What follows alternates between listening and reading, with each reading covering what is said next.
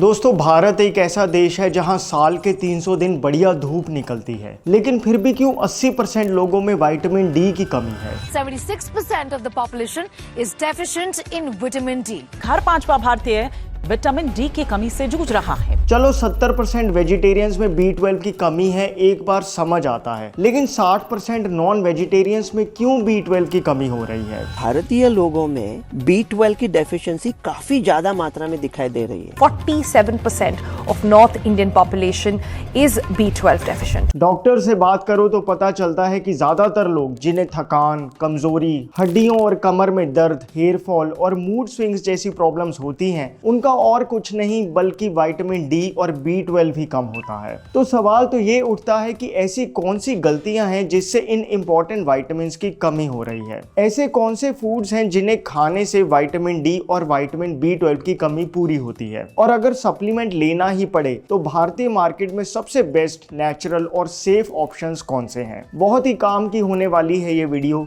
आइए तो फिर बिना किसी देरी के शुरू करते हैं।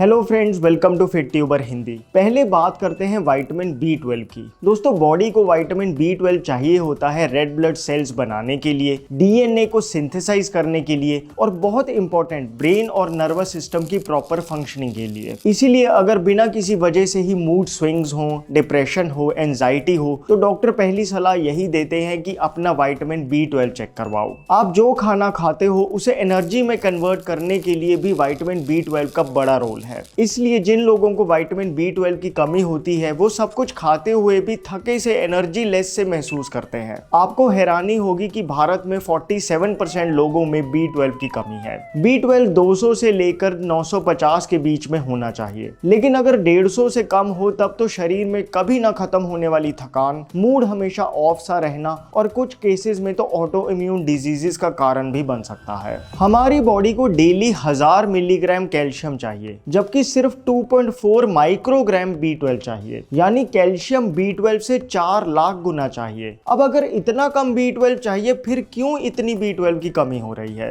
देखो, पहला रीजन तो यही हो सकता है कि आपकी डाइट में ही विटामिन B12 ना हो। वेजिटेरियन लोगों को ये प्रॉब्लम आती है, तभी तो भारत में 70% वेजिटेरियंस में B12 की कमी है। दूसरा रीजन हो सकता है कि आप तो B12 रिच फूड्स खा रहे हो, लेकिन आपकी बॉडी उसमें से B12 को एब्जॉर्ब ना कर पा रही हो। B12 सही से एब्जॉर्ब हो, उसके लिए आपके पेट का स्टमक एसिड स्ट्रांग होना चाहिए, गट हेल्थ अच्छी होनी चाहिए। और आजकल जिस तरह का खाना हम खा रहे हैं, ये एक मेजर प्रॉब्लम बन गई है। पहले हम ऐसा खाना खाते हैं कि गैस एसिडिटी हो जाए, और फिर गैस एसिडिटी ना हो उसके लिए गोलियां खाते हैं। ये एंटी एसिड स्टमक एसिड को डाइल्यूट कर देती हैं, जिससे B12 वाले फूड्स खाते हुए भी B12 एब्जॉर्ब नहीं हो पाता। इसीलिए, और आपको शायद ये बात जानकर हैरानी भी हो कि 59% लोग जो नॉन वेजिटेरियन भी हैं, उनमें भी B12 की कमी है। आज की डेट में भारत में 10 करोड़ से ज्यादा लोग डायबिटिक हैं, और इनमें से लाखों ऐसे हैं जो रेगुलरली शुगर कंट्रोल करने के लिए मेटफॉर्मिन जैसी दवाइयां लेते हैं।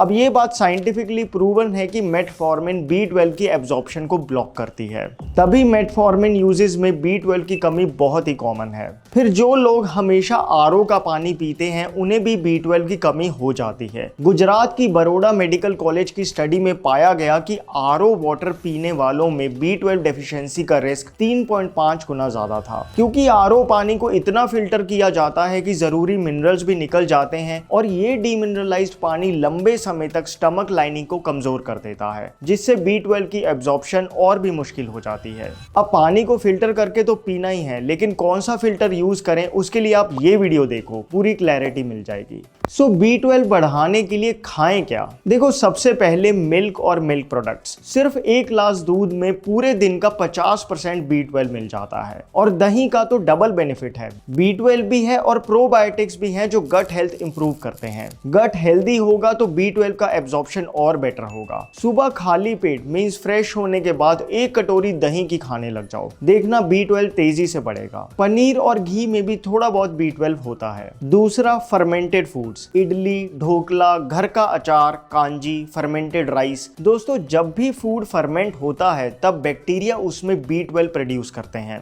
और जब आप ये फूड्स खाते हो तो आपको डायरेक्टली B12 मिल रहा होता है। प्लस ये फूड्स गट के गुड बैक्टीरिया भी बढ़ाते हैं, जिससे और जो भी B12 आप खा रहे हो उसका एब्जॉर्प्शन इंप्रूव होता है। तीसरा, होल फूड्स पे जोर दो। गुड बैक्टीरिया फाइबर खा के बढ़ते हैं। दाल, सब्जी, साबुत अनाज, ये सब उनका खाना है। और बाहर का पैकेज्ड प्रिजर्वेटिव वाला फूड वो गुड बैक्टीरिया का दुश्मन है, जितना हो सके अवॉइड करो। दोस्तों, इसके अलावा मोरिंगा, क्योंकि ये एक ऐसा फूड है जो इन्फ्लेमेशन को कम करता है, B12 के स्टोर हाउस लिवर के फंक्शन को इंप्रूव करता है, फोलेट और आयरन जैसे को न्यूट्रिएंट्स प्रोवाइड करता है और फाइबर में भी रिच होता है। तो मोरिंगा के पत्ते खाने से गट को वो सब चीजें मिल जाती हैं जिससे वो विटामिन B12 एब्जॉर्ब कर सके। मैंने आपसे पहले भी शेयर किया है कि मेरा खुद का विटामिन B12 गिर के 161 रह गया था। तब मैंने अपनी डाइट में और कोई चेंज नहीं किया था, सिर्फ मोरिंगा के थोड़े से पत्ते रोटी, दाल, सब्जी में डालकर इस्तेमाल करने शुरू कर दिए थे। 2 महीने के अंदर ही मेरा B12 444 तक पहुंच गया था। आप खुद रिपोर्ट से देख सकते हो। भले ही मोरिंगा में B12 भी ना हो, लेकिन आप आज B12 का टेस्ट करवा लो और 2 महीने लगातार मोरिंगा के पत्ते खाओ और फिर टेस्ट करवा लेना। आप खुद मोरिंगा के पत्तों का लोहा मान जाओगे। अब बात करते हैं B12 के लिए सप्लीमेंट्स की। दोस्तों, भारतीय मार्केट में 2 तरह के B12 सप्लीमेंट्स आते हैं। एक है वो सप्लीमेंट्स जो अपने सोर्स को क्लियरली मेंशन करते हैं और प्लांट बेस्ड होते हैं। इनमें स्पिरुलिना, मोरिंगा और व्हीट ग्रास जैसे सुपर फूड से B12 को कोबालामिन फॉर्म में एक्सट्रैक्ट किया जाता है। अगर मुझे सप्लीमेंट लेना हो तो मैं ये लूंगा। रसायनम, ट्रू ऑर्गेनिक्स और हिमालयन ऑर्गेनिक्स, ये 3 ब्रांड्स अवेलेबल हैं। आपको जो सही लगे आप चूज कर सकते हैं।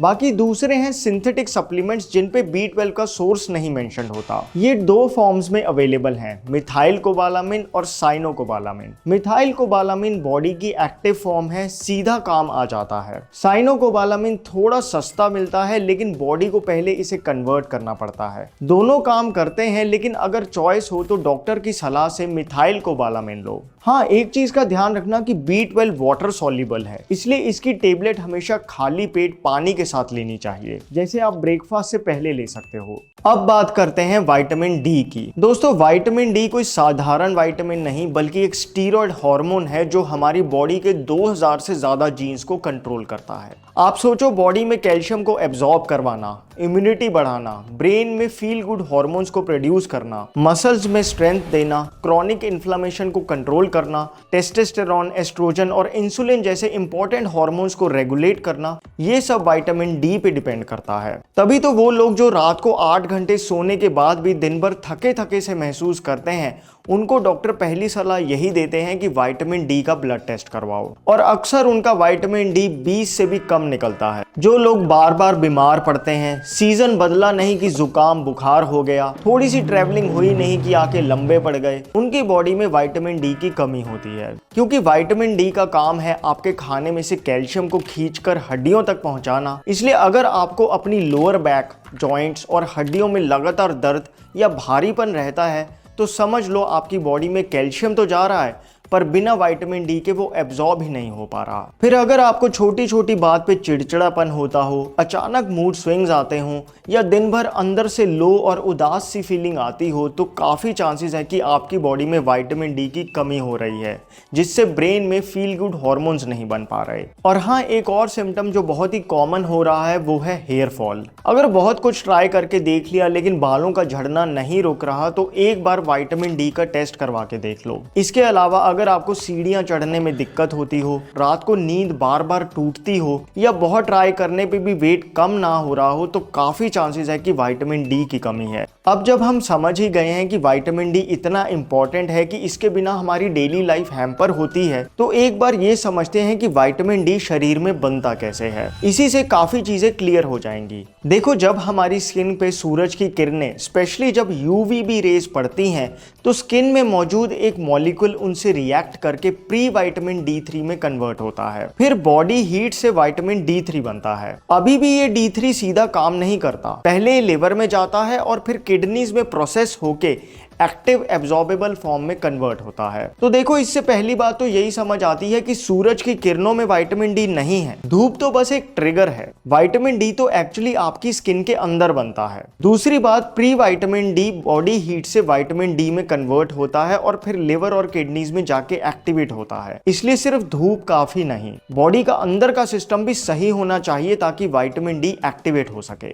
तो अब सवाल ये उठता है कि अगर विटामिन डी कहीं से मिलता नहीं बल्कि बॉडी में खुद बनता है तो भारत में क्यों नहीं बन रहा? पहला कारण तो यही है कि हम धूप में जाते ही नहीं। सुबह घर से ऑफिस, शाम को ऑफिस से घर, पूरा दिन छत के नीचे। सूरज तो रोज निकलता है लेकिन हमारी स्किन को कभी मिलता ही नहीं। स्किन का जो पार्ट एक्सपोज होता भी है उस पे भी हम लोग सनस्क्रीन लगा लेते हैं। दूसरा बड़ा कारण है हमारी अपनी स्किन। हम भारतीयों की स्किन में मेलानिन ज्यादा होता है जो नेचुरल सनस्क्रीन का काम करता है। यूनिवर्सिटी ऑफ शिकागो की स्टडी के मुताबिक गोरी स्किन 15 मिनट में जितना विटामिन डी बनाए, हमारी स्किन को 30 से 45 मिनट लगते हैं। लेकिन इस बात का एक छोटा सा सोल्यूशन आयुर्वेद में है, वो ये कि अगर हम अपनी पीठ और नाभि को धूप में एक्सपोज रखें तो विटामिन डी जल्दी बनता है। इनफैक्ट ये बात स्वीडन और डेनमार्क में हुई लेटेस्ट मॉडर्न रिसर्चेज में भी कुछ हद तक प्रूव हो रही है कि बैक और टॉर्सो, ये दो बॉडी पार्ट्स को एक्सपोज करने से विटामिन डी जल्दी बनता है। अब एक बार हमारी ट्रेडिशनल इंडियन ड्रेसिंग का डिजाइन देखो। लेडीज की साड़ी में नेवल और लोअर बैक का पोर्शन इंटेंशनली एक्सपोज रहता है और जेंट्स के वाइट पतले कॉटन के कुर्ते पजामे में से यूवीबी रेज इजीली पास हो जाती हैं। क्या ये कोई कोइंसिडेंस है या हमारे पूर्वजों की इंटेलिजेंस? फिर तीसरा कारण है गलत टाइम पे धूप लेना। ज्यादातर लोग सुबह 7-8 बजे या शाम को 4 बजे के बाद धूप लेते हैं। माना धूप लेना हमेशा फायदेमंद है, लेकिन विटामिन डी बनाने वाली यूवीबी रेज अच्छी क्वांटिटी में 10 से 2 बजे के बीच में ही होती हैं। तिरुपति पे हुई एक स्टडी में पता चला कि सुबह 9 बजे बॉडी सिर्फ 3.4% विटामिन डी बनाती है, जबकि दोपहर 1 बजे ये कन्वर्जन सीधा 16% होता है। मतलब अगर एक बंदा दोपहर को 1 बजे सिर्फ 10 मिनट के लिए धूप में बैठता है, उसकी बॉडी में उतना ही विटामिन डी बनेगा जितना एक बंदा 9 बजे 50 मिनट धूप में बैठे। विटामिन डी पे टॉप अथॉरिटी डॉक्टर माइकल हॉलिक का एक बहुत सिंपल शैडो रूल हमेशा याद रखने लायक है। वो कहते हैं कि अगर धूप में आपकी परछाई आपकी हाइट से लंबी बन रही है तो समझ लो आपकी विटामिन डी की फैक्ट्री स्लो है। वहीं अगर आपकी परछाई आपकी हाइट से कम है तो विटामिन डी तेजी से बन रहा है। तो धूप कैसे लें? देखो, सबसे पहले कोशिश करो कि लाइट या व्हाइट कलर के कॉटन के कपड़े पहनो, क्योंकि यूवीबी रेज इनमें से इजीली पास हो जाती हैं। कपड़े उतारने की भी जरूरत नहीं, आपको ऐसे ही विटामिन डी मिलता रहेगा। दूसरी बात, जब भी मौका मिले धूप लो। दोस्तों, स्वीडन में 30,000 औरतों पे 20 साल तक लंबी स्टडी में प्रूव हुआ कि धूप से बचने वाले लोगों में डेथ रिस्क उतना ही होता है जितना एक चेन स्मोकर को। मतलब धूप ना लेना उतना ही खतरनाक है जितना कि स्मोकिंग। इसलिए जब भी मौका मिले स्लीव्स ऊपर करो, आर्म्स और लेग्स को थोड़ी धूप लगवाओ। लंच ब्रेक में 10 मिनट के लिए बाहर निकल जाओ। फोन कॉल आए तो अंदर नहीं बल्कि धूप में खड़े होकर बात करो। कुछ खाना पीना है तो अंदर नहीं बालकनी में खाओ। बस ऐसी छोटी छोटी चेंजेस करो ताकि थोड़ी बहुत धूप मिलती रहे। दोस्तों, हफ्ते में 3-4 दिन भी अगर आप 15-20 मिनट धूप ले लोगे तो विटामिन डी तेजी से बढ़ने लगेगा, जिसका इफेक्ट आपको आपकी एनर्जी, मूड और नींद में खुद फील होगा। हाँ, फेस टैन ना हो उसके लिए 250 रुपए की ये छतरी मैंने खरीदी थी। इसको लगा के धूप में बैठो तो फेस टैनिंग से बच जाता है, लेकिन बाकी पूरी बॉडी पे बढ़िया विटामिन डी बनता है। मैं मानता हूँ आजकल समर्स में धूप बहुत ज्यादा है, लेकिन जितना हो सके प्रैक्टिकली आप धूप लो। बाकी कुछ खान पान में भी ऐसी चीजें इंक्लूड कर लो जिससे विटामिन डी बढ़ता है। इनमें टॉप पे है मशरूम्स। दोस्तों, मशरूम्स दुनिया का एक ऐसा फूड है जो विटामिन डी बनाता है, बिल्कुल वैसे ही जैसे हमारी स्किन विटामिन डी बनाती है। स्किन में कोलेस्ट्रॉल से बनता है, मशरूम्स में एर्गोस्ट्रॉल से बनता है। मतलब मशरूम्स और आपकी स्किन दोनों की केमिस्ट्री सेम है। इसलिए अगर आप खुद धूप नहीं ले सकते हो तो मशरूम्स को धूप लगवा के खाओ। बेस्ट रिजल्ट्स के लिए सब्जी बनाने से पहले मशरूम्स को स्लाइस करो। याद रखना, स्लाइस करना फायदेमंद है क्योंकि इससे विटामिन डी ज्यादा बनता है। और दूसरी बात, उनका गिल साइड ऊपर करके रखो। फोटो में देखो इस तरह से। 30 मिनट से 1 घंटा धूप में रख दो। बस इतना कर लो। Journal of agriculture and food chemistry की स्टडी के हिसाब से सिर्फ 15 मिनट धूप में रखने से ही एक सर्विंग मशरूम में 700 इंटरनेशनल यूनिट से ज्यादा विटामिन डी बन जाता है, जो एक दिन की जरूरत से ज्यादा है। और 1 घंटा रख दो फिर तो और भी ज्यादा बढ़ जाएगा। अब आप खुद सोचो, अगर कोई रेगुलरली मशरूम्स को इस तरह से धूप लगवाकर सब्जी बनाकर खाने लग जाए तो क्या उसे विटामिन डी की कमी हो सकती है? बाकी दोस्तों, विटामिन डी अकेला काम नहीं करता। इसको एक्टिवेट करने के लिए बॉडी को मैग्नीशियम चाहिए, एब्जॉर्ब करने के लिए फैट चाहिए और कैल्शियम सही जगह पहुंचाने के लिए विटामिन K2 चाहिए। लेकिन घबराने की जरूरत नहीं। अगर आपकी डाइट में होल ग्रेन्स, दालें, नट्स, सीड्स और देसी घी है तो ये सब आपको अपने आप मिल जाएगा। दोस्तों, बात करेंगे विटामिन डी के बेस्ट सप्लीमेंट्स की, लेकिन पहले मैं आपसे शेयर करना चाहता हूं मामाअर्थ की baby rich moisturising SPF 50 ultra light sunscreen. ये एक zinc oxide based mineral sunscreen है जो चेहरे पे एक लेयर बना देती है, जिससे सन की हार्श लाइट से प्रोटेक्शन मिलती है बिना स्किन को डैमेज किए। विटामिन डी लेने के लिए जब धूप में बैठो तो इस सनस्क्रीन से फेस को कवर कर लो, लेकिन बाकी बॉडी पे धूप लगने दो। मार्केट की बाकी सनस्क्रीन के कंपैरिजन में इसमें कोई हार्श केमिकल्स नहीं है, बल्कि कैलेंडुला, एलोवेरा, स्वीट आमंड और ऑलिव ऑयल जैसे स्किन फ्रेंडली हर्ब्स का यूज किया है। मार्केट की ये सनस्क्रीन डर्मेटोलॉजिकली टेस्टेड है और मेड सेफ सर्टिफाइड है। यूं तो ये एक बेबी सनस्क्रीन है, लेकिन इसे किसी भी एज के मेन और वुमेन दोनों ही इस्तेमाल कर सकते हैं। मामाअर्थ की ये सेफ और इफेक्टिव सनस्क्रीन खरीदने के लिए डिस्क्रिप्शन बॉक्स में दिए लिंक को क्लिक कीजिए। वापस आते हैं और बात करते हैं विटामिन डी सप्लीमेंट्स की। दोस्तों, विटामिन डी ही ऐसा विटामिन है जिसके लिए शायद सप्लीमेंट की जरूरत पड़े।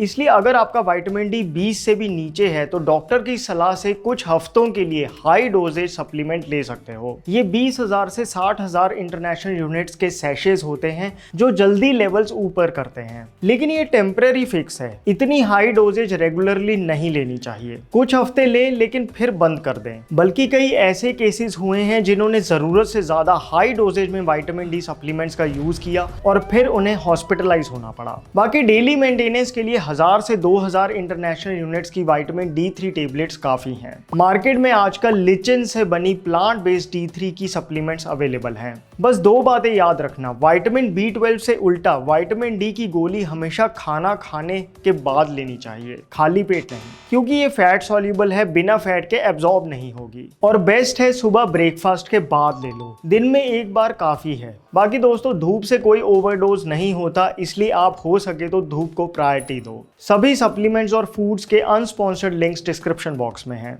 बाकी मामाअर्थ की mineral based non toxic SPF 50 baby sunscreen का लिंक भी नीचे चेकआउट जरूर कर लेना। My name is Vivek. I thank you so much for watching.